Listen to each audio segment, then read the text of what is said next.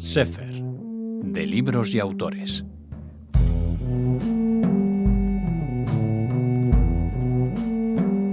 Hablamos con don Javier Corzo Sánchez. Hola, don Javier, bienvenido a Radio Sefarad.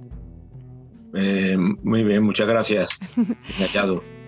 Estamos hablando con usted, Javier, porque recientemente se ha publicado su libro Rennes-le-Château, La salida del laberinto, un libro que nos puede interesar mucho a todos, sobre todo a muchos de nuestros oyentes que son judíos, a otros que estén interesados en el mundo judío, en la historia, en la tradición, y usted como especialista, como investigador en misterios históricos y ciencias ocultas, nos presenta este libro que sostiene una tesis muy interesante, don Javier. Bueno, lo de interesante lo tienen que decir los lectores, efectivamente. Bueno, el tema de Rennes-le-Château ha sido muy trillado. Hay cientos de libros sobre Rennes-le-Château, ¿no?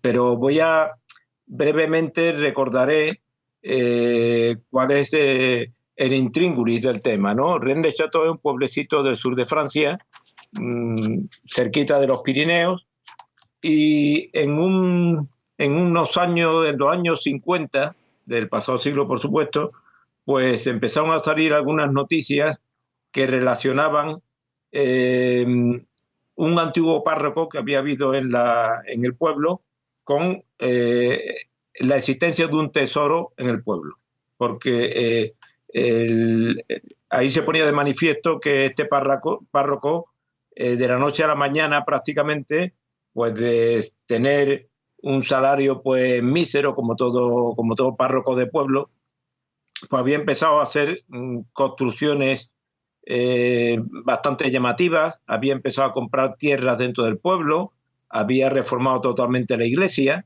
y bueno, y aparte de eso, pues había empezado a tratar con gente de la alta sociedad, a organizar en algún chalet que él había construido, pues organizar pues reuniones, digamos, de alto nivel, incluso gastronómico, ¿no? O sea, casi fiestas, ¿no? Y se hablaba incluso de que allí habían asistido los Habsburgo, ¿no? Que en aquel tiempo, pues bueno, era una casa, digamos, muy boyante en lo que era la Europa, ¿no? Uh-huh. Bien, entonces, hasta este párroco murió sobre el año 1917, y en ese tiempo, en el tiempo hasta que él murió y bastante después, no se rumoreó nada. Pero bueno, hubo un momento en que empezó a salir esta especie de rumor de que este párroco había encontrado un tesoro y por eso de la noche a la mañana había empezado a hacer todos esos gastos y esas construcciones en el pueblo, ¿no? ¿Qué tipo de tesoro? Que es ahí donde está la clave un poco, ¿no? Efectivamente, el tipo de tesoro, bueno, se ha elucubrado muchísimo, porque como dije antes, hay cientos de libros, no exagero, sobre Rennes-le-Château. Entonces se habla de un antiguo tesoro templario, se habla de tesoros de los cátaros, en fin, generalmente de sociedades o grupos perseguidos que recurrieron a guardar su tesoro para que no cayera en manos de los enemigos, ¿no? Entonces, sobre eso se ha hablado mucho, ¿no?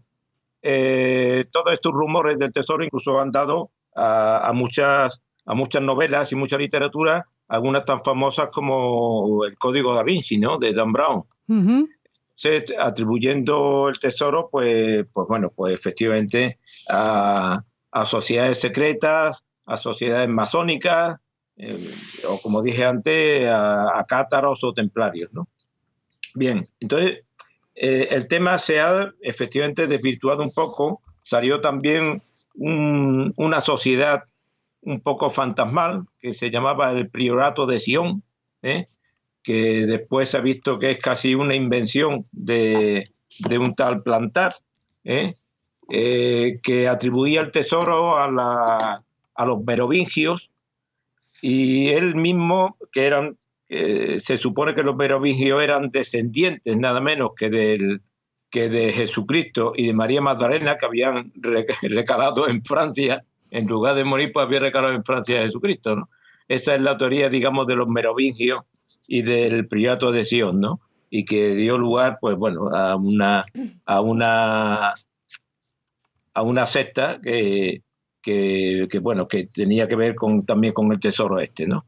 Entonces, aparte del tesoro, pues ya se atribuye de que había secretos también escondidos que la Iglesia Católica no quería que se supieran, ¿no? O sea, eso como te digo, hay cientos de libros sobre el tema, ¿no? Bien, entonces, lo que yo, después de leer mucho sobre el tema, pues, y de hacer una visita incluso a Rennes-le-Château, pues llegué a la conclusión de que aunque había mucha patraña y mucha imaginación, pero que podía haber algo de cierto. Bien, y entonces empecé a investigar en escritos que había escritos, más que nada, te voy a decir, epitafios o inscripciones que había dejado el cura, el famoso cura que se había enriquecido, había dejado este cura sobre todo en la iglesia. Sí. Bien, y entonces, bueno, lo que veo, antes de eso, lo que vi era que efectivamente había razones para pensar que en ese entorno de Rennes-le-Château podía haber un tesoro, porque uno de los posibles tesoros, que yo lo seguí muy de cerca, es el tesoro de los visigodos.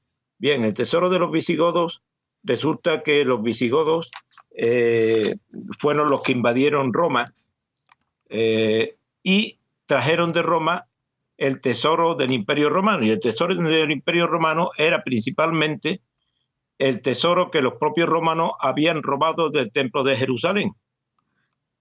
Hay un monumento muy famoso que es el Arco de Tito, en donde se ve precisamente el desfile de los legionarios romanos triunfadores que traían, entre otras cosas, traía el famoso candelabro de los 7 brazos. La menorá. Aún lo podemos, la menorá. Entonces, aún lo podemos ver en el Arco de Tito, ¿no? Bien, entonces, ese tesoro se le apoderan de ellos los visigodos, y los visigodos al final pues instalan, su reino principal fue en España, aunque su primer inicio fue en el sur de Francia, precisamente en la zona de Rennes-le-Château, pero después el imperio de los visigodos fue el imperio de Toledo, y allí se instalan y allí se supone que depositan su tesoro también, como es natural, ¿no? Y entonces Bien. Usted, señor Corzo, sostiene que el tesoro de Rennes-le-Château puede ser la menorá. Pues sí, puede ser el tesoro oculto de los visigodos, porque yo le hago un seguimiento, digamos, históricamente, de lo que se conoce históricamente al tesoro de los visigodos, y lo que deduzco era que muy difícilmente en la invasión árabe, que es cuando se desaparece de la historia del tesoro, en la invasión árabe los visigodos tuvieron tiempo suficiente, porque desde la invasión árabe que empieza en julio del 711 con la batalla de Guadalete hasta que se llega a Toledo no se llega hasta últimos de ese año, o sea, hubo 6 meses de intervalo, y en esos 6 meses, pues efectivamente se comprueba que el rey visigodo pues salió de Toledo con su corte, con el obispo, y hay de suponer que se llevaría también el tesoro de los visigodos, ¿no? O sea que usted no solo sostiene que dentro del tesoro de los visigodos, que se supone que podría estar en Rennes-le-Château, estaría la menorá, sino que la menorá en algún momento estuvo en Toledo. Sí, efectivamente, la menorá y el resto de las joyas o de los objetos del Templo de Jerusalén que aún se conservaban después de la conquista romana. Uh-huh. ¿Y cómo ha llegado a esa conclusión? ¿Por las inscripciones que nos comentaba en la iglesia y quizá por alguna otra? Efectivamente. Entonces, yo llego a la conclusión, los visigodos en su huida, está comprobado que huyeron hacia el norte de España, pasaron los Pirineos, y el último reducto que le quedaba era el sur de Francia. El sur de Francia les había pertenecido a ellos prácticamente desde el año 410 o algo así, le había pertenecido a ellos porque fue una cesión romana. y ellos se refugiaron allí como último terreno que tenían. Entonces, lo lógico era que buscaran un refugio de su tesoro ancestral, pues buscaron un refugio allí en ese sur de Francia. Bien, que ese sur de Francia es prácticamente algo más de Rennes-le-Château, o sea, ya va desde los Pirineos, pues llega hasta Nimes o algo así llegaba, ¿no? Una extensión de poco más de 100 kilómetros de longitud o algo así, ¿no?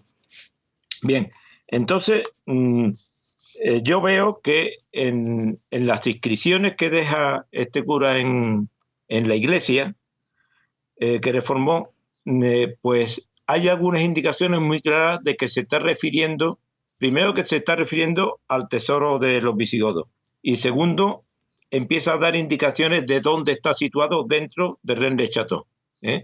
Entonces hay prácticamente todas las inscripciones que hizo el cura tienen su significado, pero te voy a ilustrar una que es muy clara. Muy bien.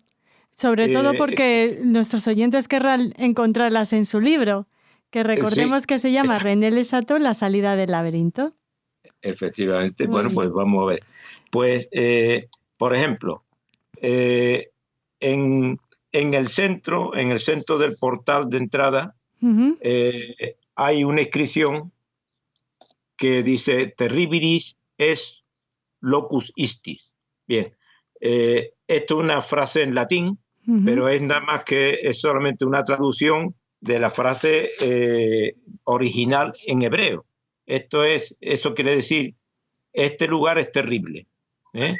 Entonces esa es la frase que exclamó Jacob después del sueño que tuvo, un sueño en que veía, muy conocido y muy nombrado, en que veía una escalera que subía hasta el cielo y los ángeles bajando y subiendo, ¿no? Por ese sueño que tuvo, ¿no? Y cuando despertó de ese sueño, que le fue estremecedor, pues dijo, verdaderamente, este lugar es terrible. Bien, entonces eso lo tiene escrito en primer término el párroco. Y yo me voy al texto hebreo, y el texto hebreo, ¿qué es lo que dice? Dice lo siguiente, Manora Hamakon Hase, que quiere decir, qué terrible, Manora, qué terrible, Hamakon, el lugar, Hase, ¿vale? Pero ahora observo que si yo simplemente junto Manora, qué terrible, dice Manora, la Manorá, Hamakon Hase, es el lugar Es decir, dice, este es el lugar de la Manorá. De la menorá. Literalmente. En el hebreo, yo no sé si tú estás familiarizado con el hebreo bíblico o los oyentes, pero el oyente que está familiarizado con el hebreo bíblico o mínimamente lo conozca, pues puede ir a ese versículo y verá que dice exactamente, con simplemente juntar la palabra ma a norá, pues dice exactamente, este es el sitio de la Manorá. ¿Y cree que ese es el mensaje que nos quiso dejar el párroco? Ese es el primer mensaje, porque los otros también hacen alusión a dónde está situado el tesoro. Y todos tienen en clave el mismo sistema. Un sistema que remite a la frase original hebrea que hay que transformar muy ligeramente. Y con una cierta transformación se lee de otra manera.